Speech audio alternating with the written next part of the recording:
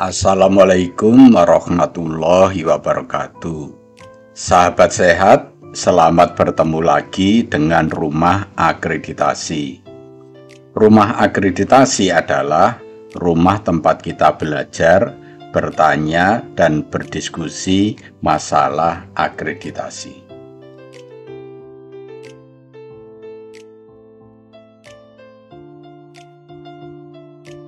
Kali ini kita akan memberikan tutorial tentang analisis kebutuhan dan harapan masyarakat ya, bersama Dr. Yanto, Surveyor FKTP Kementerian Kesehatan. Agar Anda paham tentang tutorial kali ini, mari kita tonton terus video ini sampai selesai.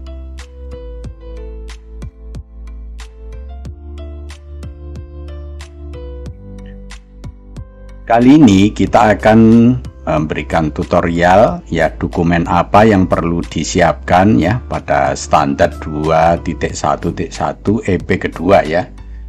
Mari kita baca dulu ya. Di sini disebutkan bahwa dilakukan identifikasi kebutuhan dan harapan masyarakat. Berarti Puskesmas ya atau FKTP diminta untuk mengidentifikasi kebutuhan dan harapan masyarakat, kelompok masyarakat ya, keluarga dan individu. Berarti ini ada 3 ya yang perlu diidentifikasi ya, masyarakat, kelompok masyarakat ya, kemudian keluarga dan individu ya, yang merupakan sasaran dari pelayanan. Jadi identifikasinya ini sebaiknya dibagi 3 ya, kalau menurut saya, kelompok masyarakat, kemudian kelompok keluarga dan kelompok individu. Itu perlu diidentifikasi sendiri-sendiri. Gimana caranya untuk mengidentifikasi dan itu sampai menjadi perencanaan di Puskesmas ya, kita ikuti terus slide berikutnya.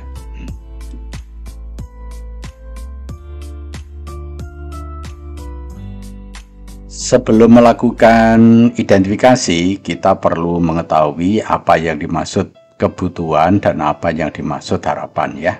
Kita lihat dulu ya.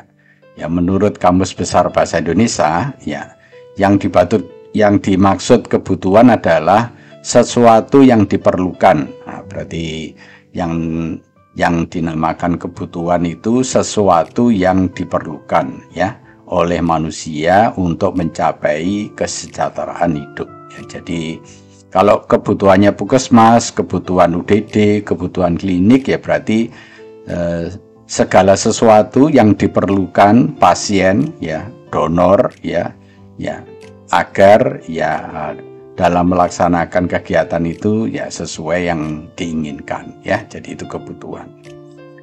Kalau harapan itu berarti bentuk kepercayaan ya pada sesuatu hal yang sangat diinginkan untuk bisa didapatkan ya. Jadi pasien atau pendonor itu kira-kira dalam hatinya dia sering menyebutkan begini, semoga gitu ya, pelayanannya nanti cepat, semoga pelayanannya nanti ramah ya, semoga saya donor nanti tidak ada masalah. Jadi sesuatu yang diharapkan, yang didoakan ya, dengan kata semoga itu ingin dicapai. Nah, itu yang perlu kita kumpulkan ya. Jadi segala yang diimpikan, segala yang diinginkan, dan segala yang diperlukan itu bisa didapatkan oleh pasien atau oleh pendonor ya, kalau itu di UGD ya.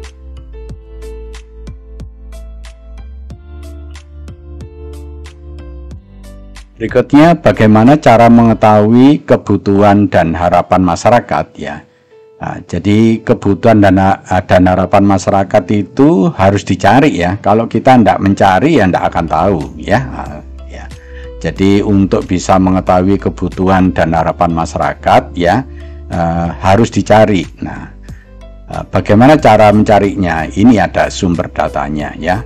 Bisa melalui kotak saran. Nah, di kotak saran itu kan pasien atau ya para pengunjung itu kan menulis sesuatu ya. Nah, sesuatu itu mungkin diantaranya ada yang dia inginkan atau ada yang dia perlukan. Kemudian bisa melewati media sosial ya, seperti lewat WA ya, lewat ya Instagram ya, atau lewat web. Nah, di situ dia bisa menulis sesuatu yang dia perlukan atau dia butuhkan dalam pelayanan ya. Bisa juga dilakukan dengan cara wawancara ya. Wawancara itu ya, misalnya ada petugas sedang memeriksa pasien ya, atau seorang petugas sedang melakukan aptab donor ya, itu bisa ditanya ya. Kira-kira apa yang Bapak Ibu inginkan yang selama ini menjadi unek-unek, lah itu namanya wawancara ya. Bisa juga dengan kuesioner ya, kita membuat kuesioner kemudian kita bagikan ya. Kemudian setelah itu kita kumpulkan lagi, kemudian direkap, itu juga bisa mengetahui apa kebutuhan dan harapan masyarakat ya. Lainnya bisa melalui SMD ya, survei mawas diri aja. SMD ini dilakukan oleh desa, oleh kader ya. Nah, kita bisa mengetahui kebutuhan dan harapan masyarakat itu dengan melalui SMD ini ya. Atau Puskesmas sendiri mengadakan survei. Nah, surveinya itu biasanya disebut survei kebutuhan dan harapan masyarakat ya. Dengan menjalankan survei, maka kebutuhan dan masyarakat itu bisa diketahui. Nah, sekarang saudara yang ada di Puskesmas itu sumber datanya apa aja. Semakin banyak datanya, itu semakin banyak informasi tentang kebutuhan dan harapan yang diketahui. Sekarang bukti dokumennya apa? Kalau kotak saran, ya buktinya ya kertas saran yang ditulis itu.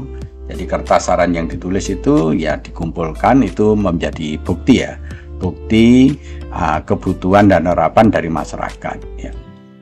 Kalau media sosial ya di screenshot ya, dari WA atau dari web atau dari Facebook, itu di screenshot kemudian di print ya, itu menjadi bukti dokumennya.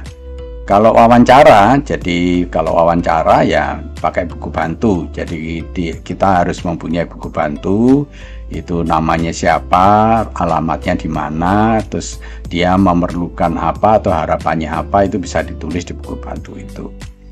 Kalau berupa kuesioner, berarti buktinya ya tentang kuesioner itu ya, kuesioner yang telah diisi ya, kuesioner yang kita bagikan yang diisi oleh pasien atau pengunjung, itu merupakan bukti tentang kebutuhan dan harapan masyarakat ya.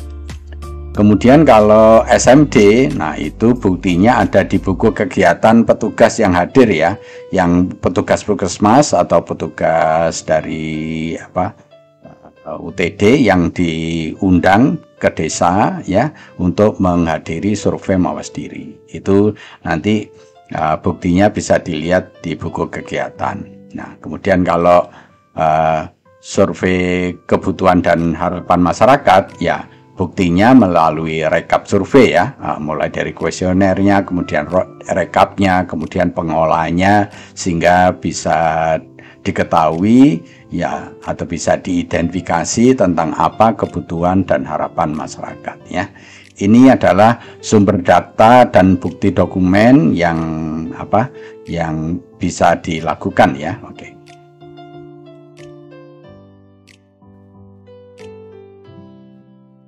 Kemudian setelah data-data tadi dikumpulkan ya, kita perlu melakukan rekapitulasi data ya. Jadi data itu perlu direkap ya. Jadi direkap. Ini kita berikan contoh, misalnya kolomnya seperti ini. Jadi ini kolom untuk nomor urutnya. Kemudian kebutuhan dan harapan apa itu ditulis di sini. Kemudian kenyataannya ya di Puskesmas apa ditulis di sini. Terus nanti kalau ada kesenjangan itu ditulis di sini. Kita beri contoh supaya Anda paham ya. Jadi kita beri nomor ya. Pertama ya nomor 1. Kemudian kebutuhannya apa? Misalnya ini ya, anak si fulan perlu vaksin. Jadi ternyata ada anak yang perlu vaksin. Misalnya vaksin COVID atau vaksin apa. Jadi misalnya seperti itu. Ini yang diperlukan oleh masyarakat. Nah, kenyataannya di Puskesmas apa? Nah, ternyata di Puskesmas vaksin itu ada. Nah, kalau vaksin itu ada, berarti kesenjangannya ini tidak ada masalah. Artinya kebutuhan masyarakat itu bisa kita penuhi karena di Puskesmas vaksin itu ada. Berarti tinggal pasien itu dipanggil datang ke Puskesmas untuk dilakukan vaksinasi. Jadi untuk contoh yang pertama ini tidak ada kesenjangan, tidak ada masalah karena antara yang diperlukan dan kenyataannya di Puskesmas itu sama-sama ada. Ya.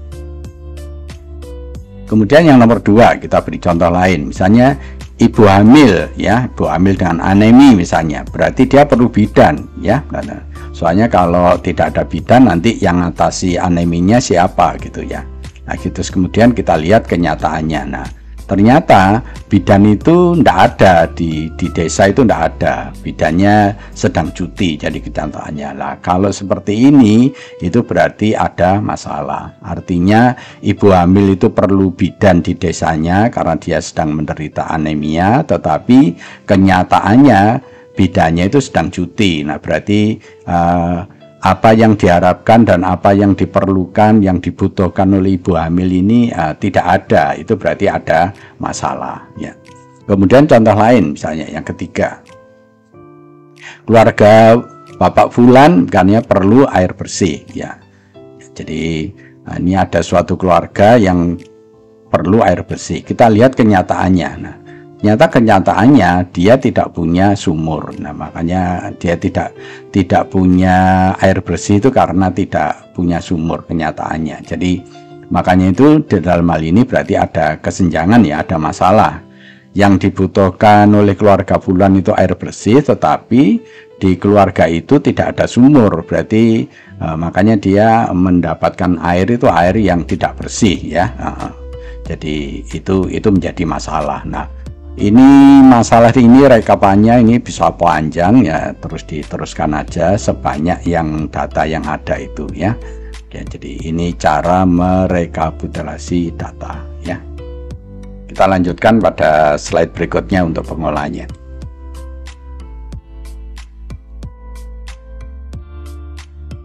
Ya. Masalah-masalah yang sudah direkap tadi kemudian kita kumpulkan, ya, sebaiknya dibagi-bagi, ya. Ya, menjadi ini, ya, contoh menjadi masalah individu, ya. Jadi masalah-masalah yang sudah kita rekap tadi kita bagi-bagi, kita kelompok-kelompokkan satu ke mana yang termasuk masalah individu. Contoh misalnya, ya, anak ibu Fulan, ya, itu perlu vaksin. Ini berarti ini masalah individu, ya. Kemudian ibu Fulana hamil dengan anemia, ya, perlu bidan, ya. Nah, ini berarti ini juga masalah individu, ya. Kemudian kita kelompok lagi yang masalah keluarga. Masalah keluarga misalnya, ya, keluarga Bapak Fulan miskin. Nah, ini masalah kemiskinan ini adalah masalah keluarga dari Bapak Fulan ini, ya. Ini masalah keluarga yang harus diselesaikan juga, ya. Kemudian rumah Ibu Fulana tidak sehat. Nah, berarti rumah yang ditempati Ibu Fulana ini tidak sehat. Nah, itu juga masalah keluarga. Nah, kemudian kita kelompokkan yang lain adalah masalah masyarakat atau kelompok masyarakat, ya. Nah, misalnya angka bebas jentiknya menurun. Nah, makanya di situ banyak nyamuk, ya. Nah, itu juga masalah masyarakat, ya. Kalau ini masalah angka bebas jentik ini bukan masalah individu, juga bukan masalah keluarga, tapi ini masalah kelompok masyarakat yang ada di tempat itu. Kemudian contoh lain, kasus diare meningkat, ya, di dusun itu misalnya atau di desa itu. Nah, ini juga merupakan masalah masyarakat. Jadi makanya masalah-masalah yang sudah kita kumpulkan itu kemudian dikelompokkan, mana yang termasuk masalah individu, mana yang termasuk masalah keluarga, dan mana yang termasuk masalah masyarakat.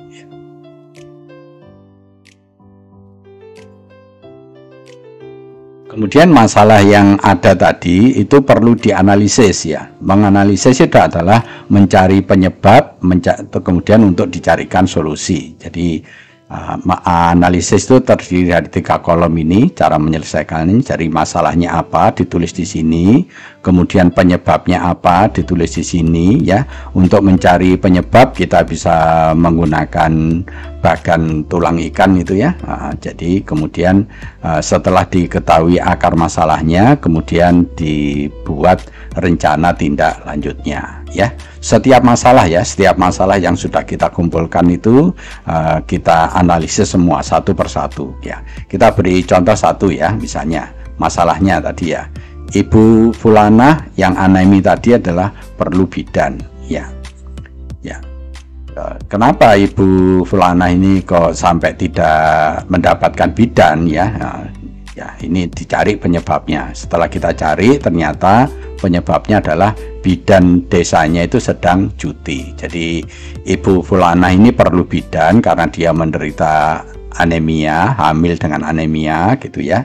Tetapi dia tidak bisa mendapatkan pelayanan kebidanan ya, kehamilannya karena bidannya sedang cuti. Nah, setelah tahu penyebabnya, dibuat rencana tindak lanjut. Berarti gimana caranya supaya Ibu Fulanah ini bisa mendapatkan pelayanan bidan, dibuat rencana tindak lanjut. Nah, di sini kita buat rencananya untuk solusinya adalah dijadwalkan bidan pengganti. Jadi di desa yang bidannya cuti itu diberikan bidan pengganti sehingga Ibu Fulanah ini keperluannya ya, kebutuhannya itu bisa terpenuhi. Nah, seperti ini. Nanti masalah yang lain itu juga gitu, dicari penyebabnya lagi, terus dibuat rencana tindak lanjutnya sehingga semua masalah yang ada di desa itu bisa diselesaikan gitu.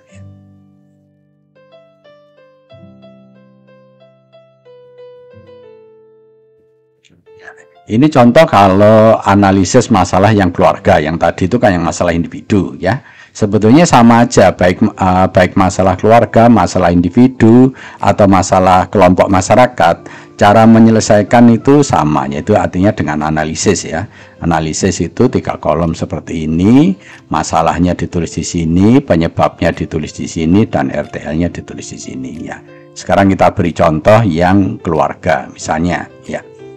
Keluarga Pak Fulan perlu air bersih ya. Jadi Pak Fulan ini keluarganya tidak punya air bersih ya, sehingga yang untuk minum itu air yang kurang bersih, maka terus mengganggu kesehatannya satu keluarga. Jadi keluarga itu punya masalah, perlu air bersih ya. Kita cari penyebabnya kenapa Pak Fulan ini tidak bisa mendapatkan air bersih ya. Ternyata tidak punya sumur ya. Ya, jadi tidak punya sumur, tidak seperti tetangganya yang punya sumur ya. Terus kita harus kalau ini menjadi penyebabnya tidak punya sumur, kita mencari menyelesaikan masalah ini. Misalnya ya, pembentukan arisan sumur bor. Jadi di situ dibentuk arisan sumur bor sehingga Pak Fulan dan tetangga-tangganya itu masing-masing nanti secara berkala mempunyai sumur bor sendiri sehingga untuk mendapatkan air bersih itu mudah ya, kira-kira seperti ini. Ini memang kita berikan contoh yang mudah, yang penting Bapak Ibu itu mengerti bagaimana cara mengolahnya ya. Ya, pokoknya semua masalah itu diselesaikan dengan cara seperti ini ya. Kita lanjutkan.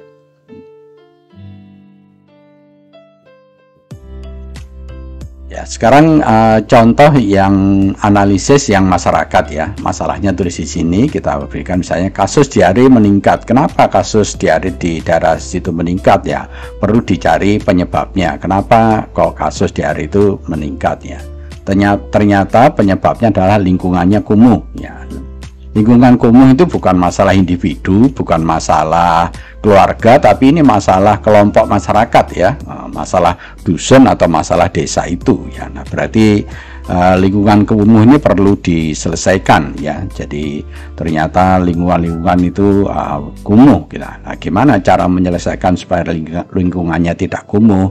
Misalnya kita buat ya, dijadwalkan kerja bakti ya. Jadi kalau masyarakat mau kerja bakti sehingga lingkungannya tidak kumuh lagi, sehingga masyarakat di situ kasus diarenya bisa menurun ya. Jadi begitu cara membuat analisis untuk menyelesaikan suatu masalah. Tadi sudah kita berikan contoh untuk yang individu, untuk yang keluarga, dan untuk yang masyarakat. Nah, Perlu saya sampaikan, RTL ini seperti hanya dijabarkan kerja bakti, ini belum bisa dikerjakan ya, karena baru hanya bilang dijadwalkan kerja bakti. Ini RTL yang masih pendek ini, yang hanya 1 kolom ini harus dijabarkan lebih panjang, lebih lengkap ya. Ya, tempatnya di mana ya, kapan dilaksanakan, siapa yang melaksanakan, tujuannya apa, sasarannya apa. Nah, itu perlu dijabarkan. Nah, gimana cara menjabarkannya ya? Oke, kita buat kolom RTL yang lebih panjang seperti ini. Jadi kolomnya ini nomor urutnya, kegiatannya apa ditulis di sini, tujuannya apa ditulis di sini, sasarannya siapa ditulis di sini, tempatnya di mana tulis di sini, waktunya kapan ditulis di sini, pelaksananya siapa dan biayanya berapa. Kalau perlu ada sesuatu yang perlu ditulis lagi, ditulis di keterangan. Kita berikan contoh satu ya supaya Anda bisa mengerti. Ya, gini, nomor 1 tulis ini kegiatannya apa, misalnya kerja bakti ya, mau menjadwal kerja bakti ya, tujuannya ditulis di sini, apa tujuan dilakukan kerja bakti ya, ini agar lingkungannya bersih. Jadi tujuannya agar lingkungannya menjadi bersih, tidak kumuh. Sasarannya siapa ditulis di sini ya, sasarannya adalah semua masyarakat di desa itu atau di dusun itu sasarannya ya.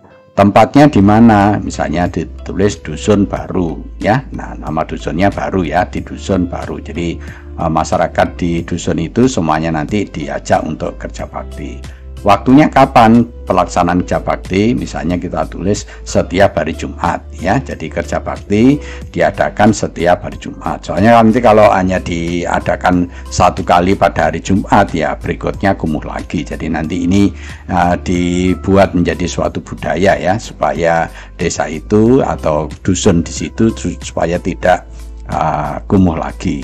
Ya, pelaksananya siapa? Ya, ini petugas keseling. Jadi artinya ini koordinatornya petugas keseling. Nanti mengkoordinator kepala desa, pamong dan masyarakat untuk bersama-sama mengadakan Jumat bersih ya.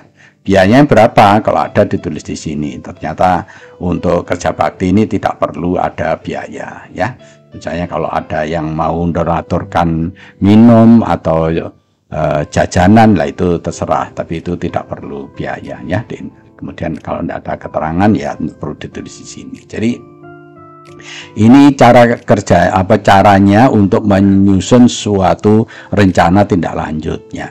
Nah, rencana tindak lanjut ini kemudian harus dimasukkan kepada rencana usulan Puskesmas ya, itu namanya rencana usulan kegiatan ya, RUK ya. Jadi kalau RTL-nya sudah jadi, itu tinggal mindahkan aja. Jadi semua yang ada di sini itu tinggal mindahkan masuk di RUK ya. Nah, berarti kalau sudah masuk di RUK itu nanti itu menjadi bukti gitu kan. Jadi buktinya bahwa kita telah melakukan identifikasi tadi, mulai dari depan ya, mulai dari mengumpulkan data, kemudian mengolah data sampai membuat RTL, dan nanti di RTL ini dibuktikan masuk ke dalam RUK. Jadi setelah RTL ini jadi, itu perlu dimasukkan ke dalam RUK ya. Mari sekarang kita masukkan dalam RUK ya. Oke, nah jadi RTL yang sudah kita buat tadi kita masukkan di rencana usulan kegiatan atau RUK di Puskesmas. Ya, kita masukkan, kita beri contoh satu aja ya. Nomor 1, kegiatannya kerja bakti, tujuannya lingkungannya supaya bersih, sasarannya semua masyarakat, tempatnya di dusun baru, waktunya setiap Jumat ya. Pelaksananya petugas keseling, biayanya tidak ada. Nah, ini baru RTL 1, kemudian kita tulis lagi RTL kedua, ketiga, keempat, semuanya dimasukkan ke rencana usulan kegiatan. Nah, kalau kita sudah mengerjakan seperti ini, berarti identifikasi kebutuhan dan harapan masyarakat itu sudah lengkap. Jadi tidak cukup hanya membuat usulan seperti ini tetapi prosesnya tidak ada. Jadi kalau prosesnya tidak ada, itu berarti kegiatan, rencana, usulan kegiatan itu tidak dilakukan dengan sempurna. Ya. Jadi begini ya Bapak Ibu, cara membuat identifikasi kebutuhan dan harapan masyarakat ya, mulai dari mengumpulkan data, mengolah data, membuat RTL sampai dimasukkan ke dalam rencana usulan kegiatan ya. Jadi ini supaya bisa dipahami dengan baik. Terima kasih telah menonton video ini ya. Jangan lupa like, comment, subscribe, dan share. Jika ada sesuatu yang belum dipahami, silahkan menanyakan melalui menulis di komen. Dan nanti untuk video-video berikutnya silahkan ditunggu. Maka jangan lupa untuk subscribe. Ya, lebih kurangnya saya mohon maaf. Kita akhiri tutorial kita kali ini. Wassalamualaikum warahmatullahi wabarakatuh.